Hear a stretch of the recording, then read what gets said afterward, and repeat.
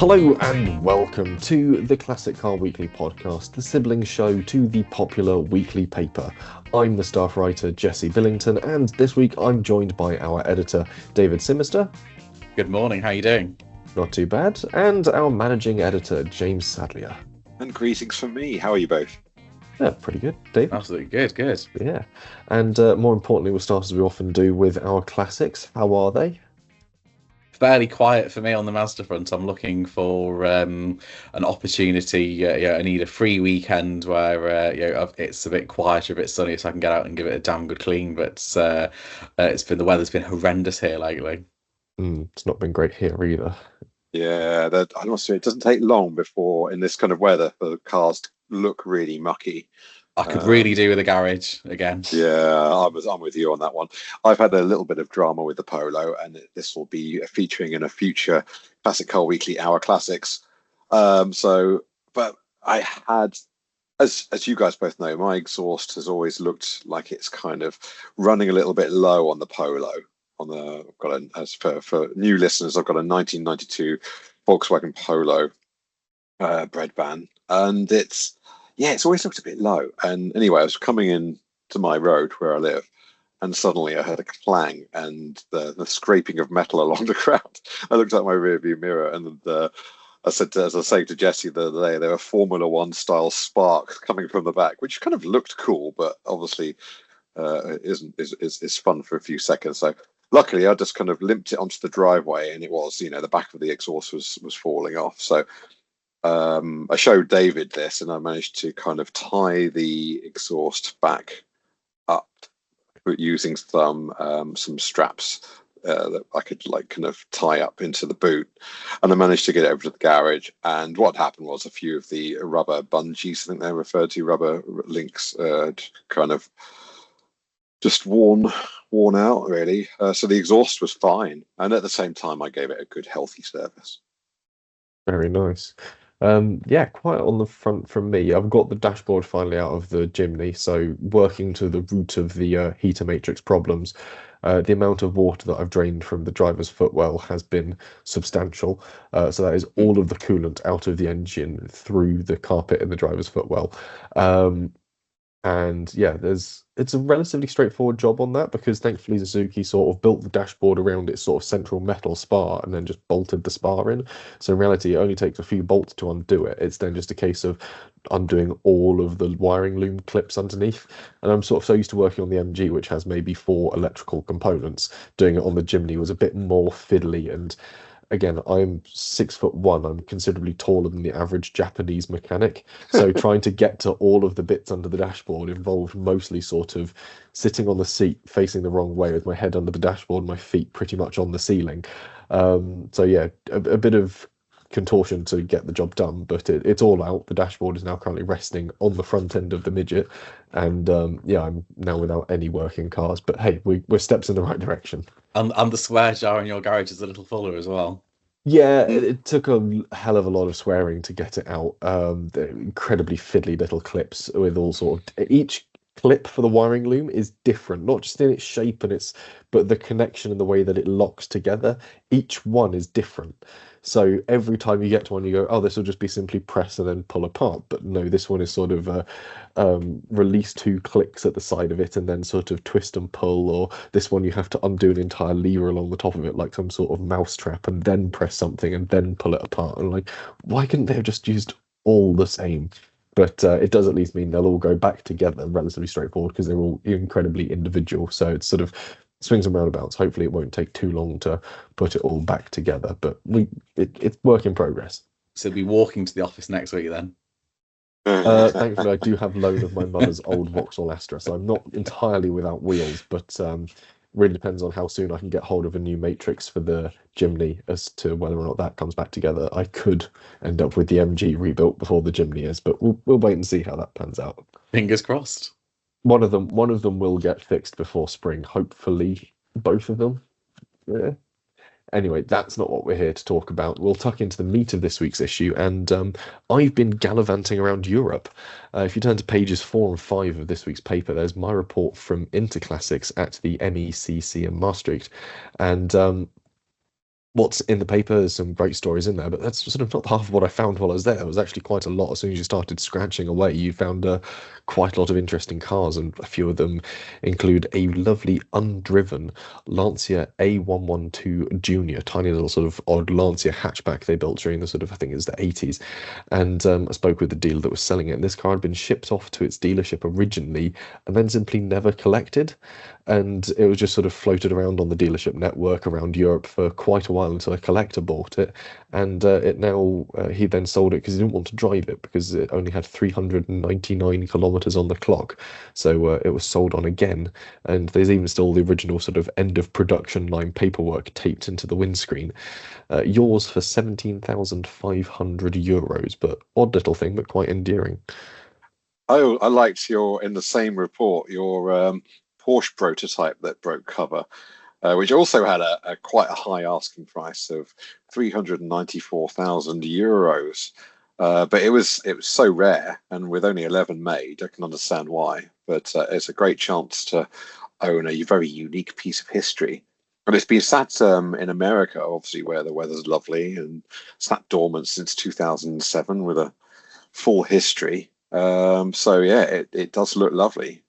Yeah, it sort of sat on the western side of the Rockies, so it was all sort of nice and dry and salt free. And again, that had sort of been they sort of had used it as a production mule, tested a bunch of different bits out for the ahead of the American market, receiving the Mm, 911 and the 912, and then sort of as Porsche sort of had a habit of doing, just sort of got to the end of needing the car for prototype development and went, should we just get rid of that one? They're like, yeah, sure. So they just sort of sold it to someone within the factory, was sort of how the mm. car seemed to escape. And then the car got sold on to someone else. I think it was a American soldier that was over in Europe. And then obviously they brought it back to America. And then it ended up in America, deteriorated a bit, sat in the barn, and then was restored in the early noughties. And yeah, it has come back onto sort of the Porsche Europe scene. And despite achieving something like a ridiculous sort of high 600 out of 600 and something out of 700 points on a concourse, only scored a silver. Like, what do you need to score gold in that concourse competition if 690 something is a silver? I'm like, how strong is the competition? What are they looking for detail wise? So Wow. yeah, it was a really, really interesting car to sort of look around. And I think not necessarily visually, it's relatively straightforward. It's a 1960s Porsche, but it's the history that it has with it is again one of the fascinating things behind it.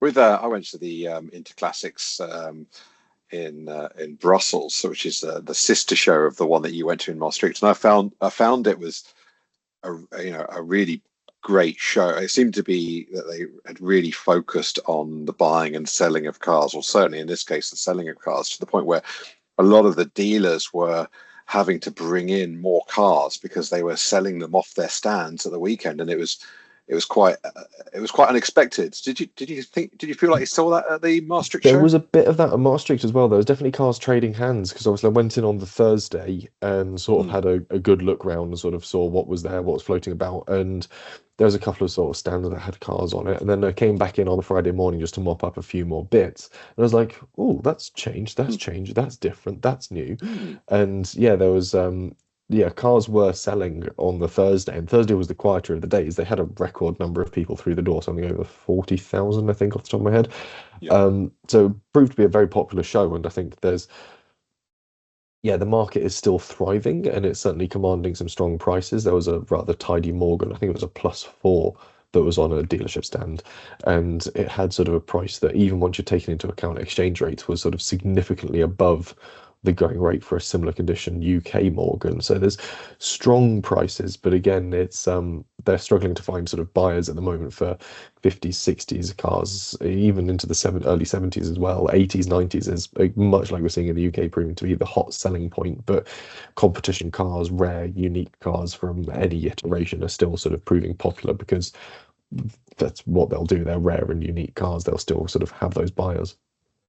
It certainly sounds like there's quite a real swathe of kind of interesting and rare cars, and particularly from the dealers taking part. I mean, how would you find that it's different? You've obviously been, Jesse, to the our sort of flagship show, the big one at the NEC in November, and a couple of the bigger shows around the country. How would you say Interclassics differs from if you wanted to, if you're in the UK and you wanted to head over there? I mean, what kind of things would you expect if you headed over from Blighty? This was very dealer led, so you don't go along expecting sort of big sort of stands celebrating histories of models and sort of a lot of club stands. It's a lot more, I want to say industry focused is the wrong phrase to use, but it's a lot more sort of showcasey, please buy our cars. So if you want to learn more about the cars, you do end up having to get talking to people, but English is predominantly the second language for huge amounts of Netherlands, and everyone I spoke to was absolutely lovely. So it's an easy show to get along to, get talking to people, find out things. I think that's the reason why I sort of came away with far more than I'd anticipated, sort of story and car and fact and history wise. The Indy car that features in the coverage, the 1934 model. I was sort of chatting away with one of the guys over at Gallery Aldering about sort of the car, and then sort of out of nowhere, the chap who was selling the car just sort of rocks up and sort of joins the conversation. So it was great to sort of get the chance to hear from him. So incredibly friendly, incredibly open. It's sort of very relaxed atmosphere, but yeah, the way that it's set up is not the same as you'd expect at the Resto show or the NEC, the Classic Motor Show in November. It's a little more sort of functional when it comes to sort of the idea is you're going along to buy cars, but you can still go along and have a look and sort of find these fantastic models you wouldn't otherwise see. There was a one of five Bugatti that was on display, a 1925 T23 Brescia, on offer for 390,000 euros. One of five produced, only three of which remain, and this one was UK registered as well and enjoyed a complete rebody and a lot of mechanical work in the 50s. So if you're really into your odd sort of 20s and 30s sports cars, the cars are out there that you could easily spend a lot more time than I had sort of pouring around it. And there are a few club stands. I think the Citroen 2CV, the club were there. There was a couple of other sort of smaller European clubs, a couple of European magazines were there. So there's plenty to sort of look around and enjoy and get talking to. But yeah, it's atmosphere wise, it's just the same. There's a lot of chatter, a lot of people sort of milling around, looking, having these conversations. But also, I don't want to say this sounding critically, but it is incredibly affordable as well compared to how you'd anticipate sort of other shows in the UK. Certainly, I think my lunch inside the show hall cost under perhaps £10, and tickets for 4 days were somewhere in the region of about £30. So, and how did you get there, and how long did it take? Getting there and back was train. I got up at 3:40 in the morning, caught a bus across London, and got the first Eurostar out of St Pancras. There are better ways of doing it. Obviously, you could go out the day before, but for sort of time and production wise, I sort of shoveled it all into sort of one quite literally 24-hour package. So yeah, first train out from London to Brussels, and then changed on to sort of trains Brussels to Liège, Liège to Maastricht. Relatively straightforward on the train. The only hiccup we had was on the way back on the Friday, get to Maastricht station only to find that the train I'm supposed to be getting on is broken down. So it is a quick hop in an Uber and a race to Liège to hopefully get my connecting train Liège to Brussels, and then Brussels back to London again. So yeah, flat out, but yeah, easy enough to do. And if you're not doing it on the same time pinch, it's reasonable. Oh, news just in. I was about to say, going back to the cars though that you saw on the show, being the higher priced ones, one of the things that all the dealers would say is that the best examples of the cars will always sell. I mean, obviously there's going to be a cut off with regard to certain values if they're really overpriced, but the best cars will always sell. Even the unique prototypes. Sorry, David, you were about to say news just in. Yeah, I was going to say news just in from Jesse. Trains break down on the continent too. Oh yeah. They're at least a bit more honest about it, and sort of have other trains running at the time. I think that was the only sort of public transport based hiccup. Even getting in and out from the hotel to the centre of Maastricht was pretty straightforward. Just tap on, tap off bus. I had outside of the show, there was a lovely hotel room booked by Ed Assistants at CCW. Dinner in the city centre, and lovely little cafe local, very European style. End up sat outside while waiting for my table to come free. So sat outside under a heat lamp with a blanket wrapped around my legs and a lovely local beer to enjoy. And then stoof release inside, and then back up to the hotel to do a bit of photo editing and writing, and then back in the show the next morning. So it's a nice way to sort of enjoy a very European atmosphere. But yeah, trains,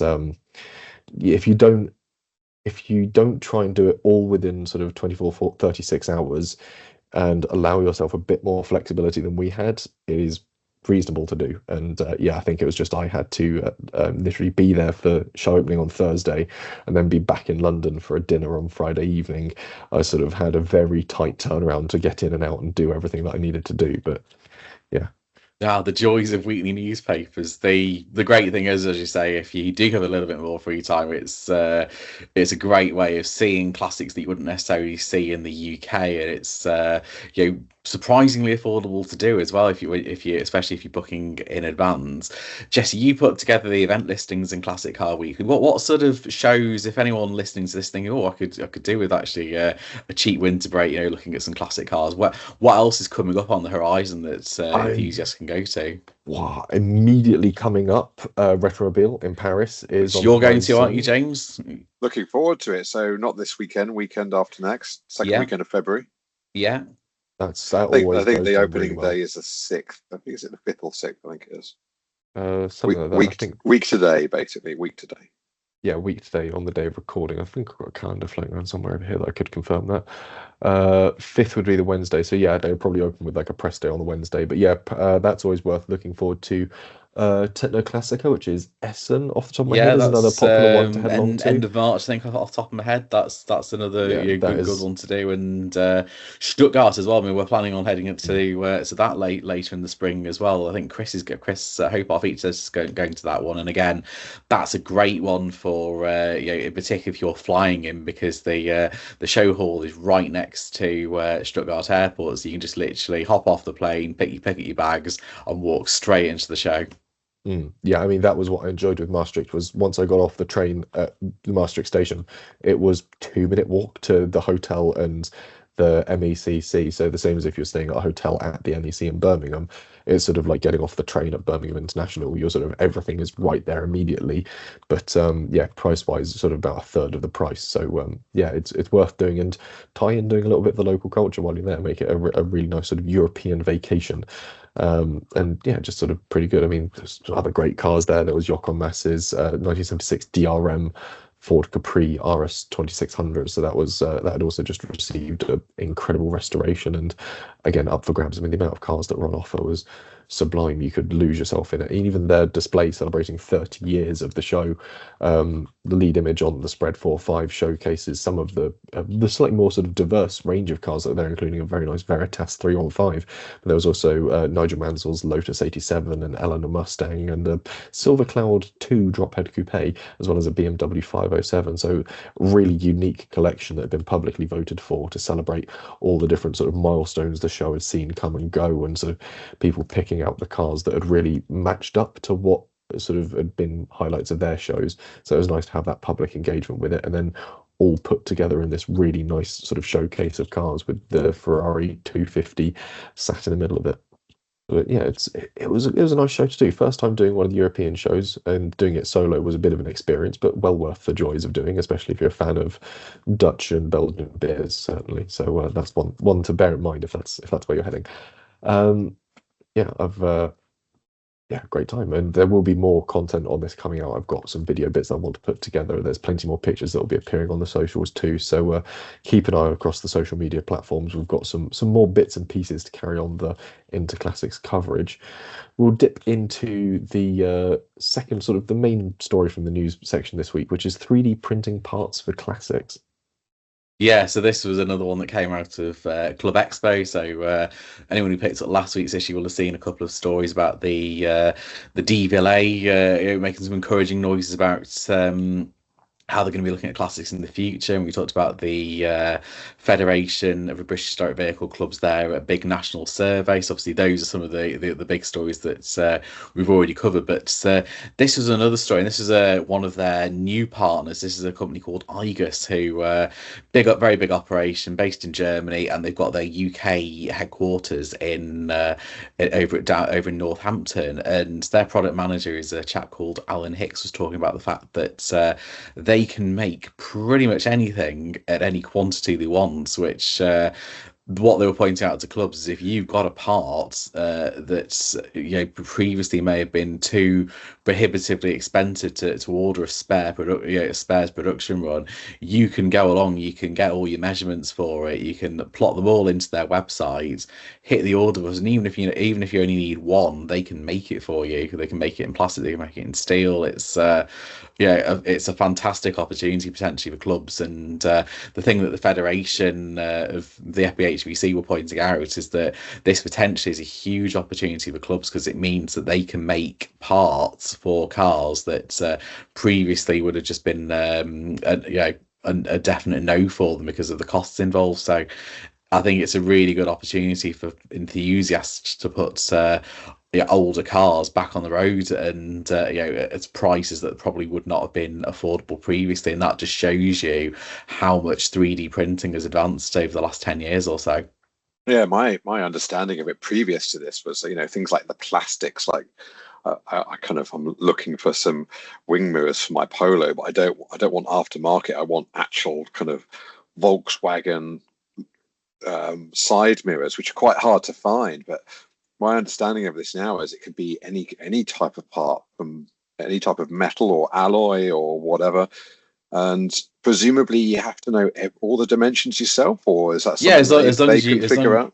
Yeah, as long as you have an original or the diagrams to work from, so you got the measurements. So Sure. obviously they can they talked about how thick flanges are on the end of things, and as long as you have those measurements, all you need to do is plot them in, and they will go away and they will make them for you using their motion plastic technology. So it's quite interesting, but certainly it's fascinating to see how this technology. I remember we first started covering it in CTV about 12-13 years ago, and I remember at the time it was like something out of tomorrow's world. It was seen as being fantastically expensive technology which could only be used for sort of people with Aston Martins and very high-end race cars and so on. And now you can actually buy 3D printers now for about 400 or 500 quid, and it's now got to the level where clubs are either able to sort of order these parts fairly easily from specialists, or they really wanted to, they could buy their own 3D printers and just run off a few parts themselves. And certainly it's not unprecedented. The Triumph Stag Owners Club, they used it last year to create the bowls for the door handles on cars. And again, previously that would have cost them an absolute fortune to get them remade, but now using 3D printing they can actually do that a lot more affordably. Yeah, I was going to say, I know a lot of classics suffer from, when I'm writing sort of buying guides and pieces, it's easy to sort of say, oh, you can get the mechanical parts for this from here. People do sort of remanufactured sort of dampers from here. You can get gearboxes from here. And then it goes, interior, best of luck finding trim. So this is sort of a great step forward when it comes to sort of keeping these cars on the road in certainly an original form as well. It's sort of great for preservation of originality of car design without having to sort of just sort of hodgepodge bits together, or simply sort of also break apart otherwise usable cars simply to gather parts. So it's great when it comes to sort of preservation of not just one individual car but others within the same sort of family group, which is quite nice. I don't think the MG needs any bits, but I certainly need some sort of trim clips and plastic pieces for the chimney. So I'll see if I can dig out some CAD CAM files for those and hit them up and see if I can get a few bits and pieces printed out. But it's a really useful step forward. And again, it's this sort of great coalescence of sort of incredibly modern technology and great heritage engineering and trying to preserve these fantastic bits of history. One thing I was going to ask, say for example, you know you need a part, but you haven't got the blueprints, you haven't got the diagrams or the measurements. I'm sure most of the time they're available. If you haven't, could you go to them and say, look, for example, if I took the wing mirror off my car, which is, got a couple of cracks in it, could you bring that to the company, David, and then say, look, I don't have the measurements, but I do have an example. Can you replicate this? Yeah, as far as I know, I mean, certainly the presentation they gave did give indications. I'm sure, obviously, if you went to Argus and they got pretty helpful customer service from what I gather as well, they would be able to kind of talk you through what they can and can't do. And it was certainly the impression I got from that presentation, the reaction from clubs, is actually it was quite surprising what they could do with various components. So it'd be interesting to see what they do. And again, if you haven't necessarily got the original part of the components yourselves, the best thing I would suggest is to talk to the clubs. I mean, one of the other big topics that are being talked about at Club Expo was about getting hold of original archives, and that includes things like technical drawings. So things like getting the original diagrams and the blueprints and so on. That's where you're going to find all that information. I want them to build me a brand new Escort XR3i. Bring them all the technical specifications for you, simply have one 3D printed for you. If they've got a big enough 3D print, you never know. In a few years' time, they might be able to 3D print you a fully working Escort XR3i. It's going to happen one day. I don't think anytime soon, but I can imagine someone doing that. The technology is going that way. If you look at sort of modern hypercars, sort of the really sort of low production numbers, the way that they're sort of revolutionizing the engineering behind them, sort of when it comes to 3D printing and casting parts, as well as sort of the re-engineering of parts that would otherwise sort of be traditionally designed, taking into account the unique sort of, it's a weird sort of crossover between sort of engineering and biology, looking at sort of the way that natural structures form their strength and then incorporating that in to actually produce a better, lighter component that uses less material but produces just the same amount of strength. So it's a great chance, certainly when it comes to sort of classic motorsports, to go, well, I've improved the wishbones and anti-roll bars on my Ford Falcon, but I've used like 70% of the material, so it weighs a lot less, and it's a great competitive edge.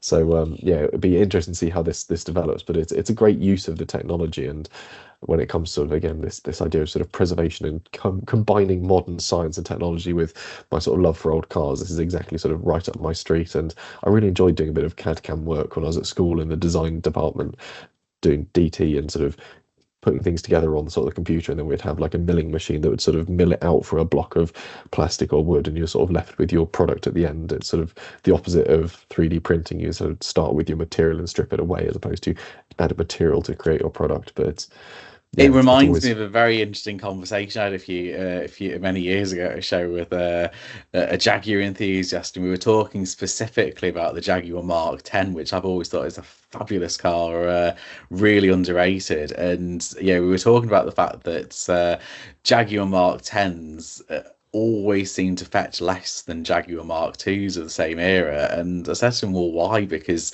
it's a fabulous looking car, and you literally are getting more metal for your money. And he said the reason why they tend to sell for less is because it's harder to get bits for them.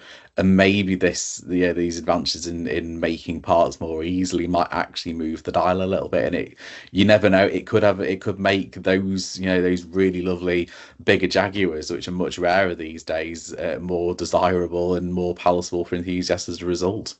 Yeah, at the lower end, I really struggled at the lower end of the price bracket. I really struggled for the Peugeot 406 Coupe that I had to try and find certain parts.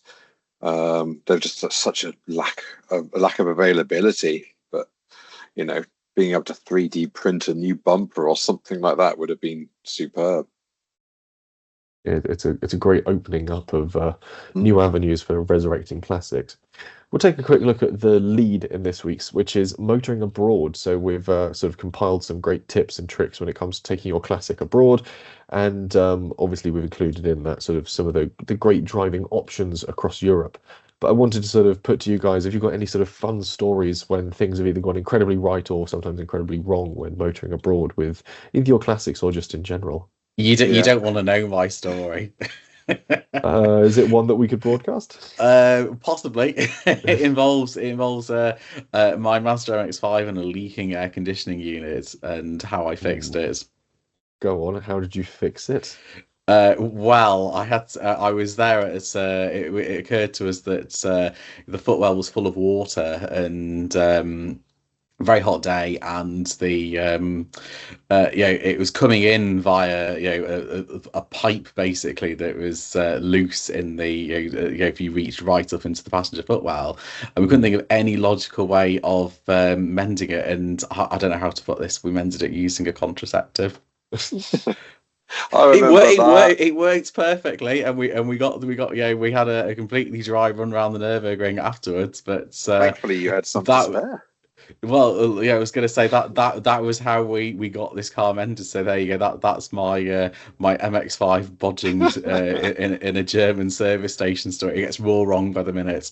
If it works, it works. I was gonna say sometimes you I've- just need to get the car on the road. It did the trick. Yeah. I've got a few stories that are less risque, but that probably is like one of the best stories I've heard. And yeah, brilliant. If it got it back on the road, brilliant. It certainly did. I know when I've gone to Classic Le Mans before, and I'm sure you guys have seen this when I've gone to on the ferry with all the other British classics that go to Classic Le Mans every couple of years. I sort of love seeing the cars come on and off the ferry, but one of my favourites, well, it wasn't actually, it was a bit of a kind of, I had to kind of grit my teeth. As a Ferrari F40 getting off a ferry, and as you know, those ramps they're not very forgiving with regards to the angles. And the last thing you want to hear is a Ferrari F40's kind of like body scraping along the ground as it comes off.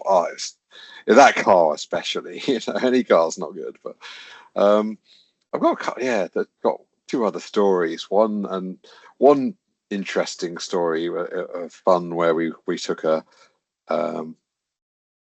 I remember 1980s three series BMW to Villa d'Este for and we were driving along and it turned into night. We knew we were in Italy somewhere, but we couldn't see. It was completely pitch black. Couldn't see a thing.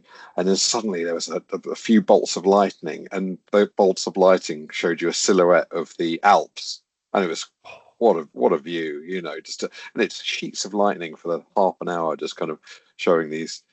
And that was just such an amazing drive from the UK to Lake Como. But my last story is taking a DAF over to Holland, and it wasn't a very healthy DAF. I think it was DAF 55, I think. Anyway, it had all these problems and various other kind of electrical problems, and we missed the ferry over to Holland, and we were close to missing it on the way back as well.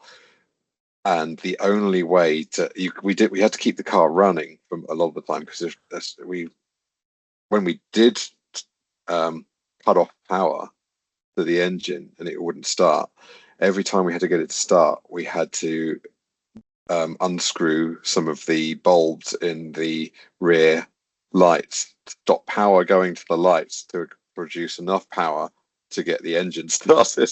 So can you imagine, you see the ferry in the background and you can see it's about to leave, and you're frantically trying to take off these kind of light clusters and to try and take the bulb out, start the engine, screw the bulb back in, and then get the car going just so you can make the ferry.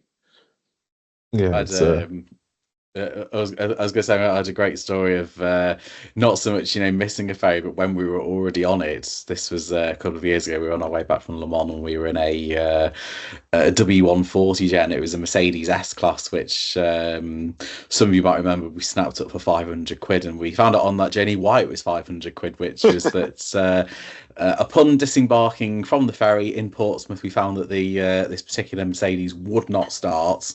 Wouldn't start motor wouldn't even go, and it turned out that the something in the car's brain had completely immobilized it. It was just refusing to even want to fire. So we were on this ferry and we could not get this car even to start, let alone drive back to our offices in Peterborough. And we ended up with 300 French and British tourists behind us. They all had to drive around us, sort of giving us evils as they drove past, because we'd blocked their route home. And P&O were very good, and they brought a big sort of digger on board, a bulldozer if you like, which kind of pulled us off the ferry into the port. And then we had to get the AA to come out to us, who had to go through passport control to get to us. So we had an AA man with a passport with us, and as he was going through, trying to look through every electrical Mercedes start code known to man, a transit van pulls up alongside us, and two guys say, "You're going to have to come with us," to me and Murray, who was our staff writer at the time. I said, "Oh, what's up?" And he said, "Well, we're going to have to check you in. We need to scan your passport." So we had to get in this minibus and be driven over to passport control to make sure that we were okay to enter the country. tree. And then they said to us, well, we're knocking off now. You're going to have to just go through that gate over there. So when we got the Mercedes up and running again, which is about 2 hours later, Portsmouth had basically shut for the night, and we just had to leave on this through a back gate to go home. Oh my So word! the moral of the story is make sure your car is fit and healthy before you take it abroad.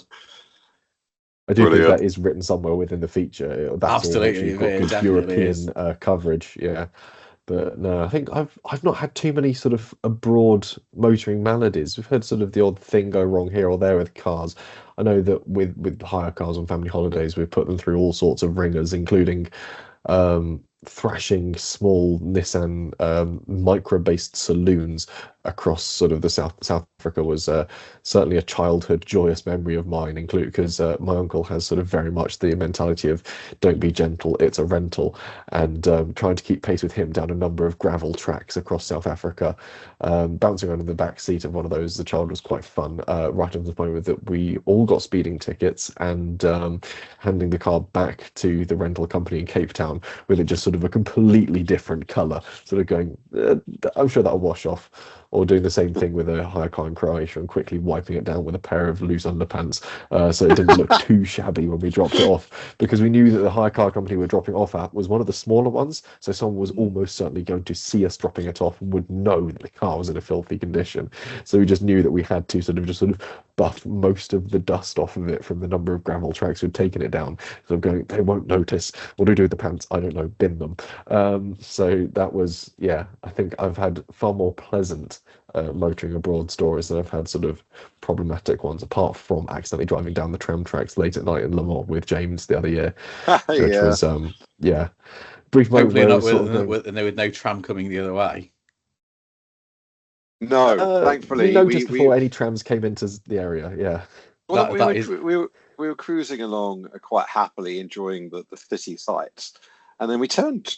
Sat-nav told us to turn right, but you know what sat-nav's like. Sometimes they don't catch up, or they're a little bit, and so you turn right when maybe it's not quite accurate. And then I said to Jesse, "Are we on tram tracks?" He goes, "I believe we are." And we're like, "Should we veer off?" And then we had to kind of veer over some like a bit of pedestrianised area just to get back on the road. But it was better that than come head to head with the tram. I'm sure most of you of listening would have seen those videos of vehicle meeting trams, and they never end well for the vehicle. No, the trams never swerve out of the way. No, they don't have the opportunity to jink left. Before we wrap up, then, if you could take a classic on a dream road trip, where would you go and what would you take? You go ahead, David. What would you do first?